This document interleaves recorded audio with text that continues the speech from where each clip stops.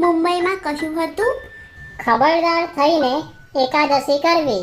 15 દિવસમાં એક જ વાર આવે છે, માટે ખબરદાર સાવધાન થઈને કરવી. એકાદશીના દિવસે સૂવું નહીં. અને ત્યારબાદ તેઓ આજ્ઞા કરતા બોલ્યા હતા કે દર દશમે આ વાંચી જવું, ખાલી વાંચી જવું નહીં, પણ મહંત સ્વામી મહારાજ શું કહેવા માંગે છે તે વિચારવું. તો બધા ભેગા થઈને આજે મહંત સ્વામી મહારાજે શું કહ્યું તે જાણીએ અને વિચારીએ. પુરુષોત્તમ બોલ્યા, પ્રીતેમાં મહેથાણમાં શ્રીહરિએ એકાદશીનું વ્રત કરવા હરિજનોને મીઠા વચને કહ્યું. એકાદશીનું વ્રત કરવું, બધી એકાદશીને દિવસે ફરાળ ન કરવો, તે ઉત્તમ વ્રત છે.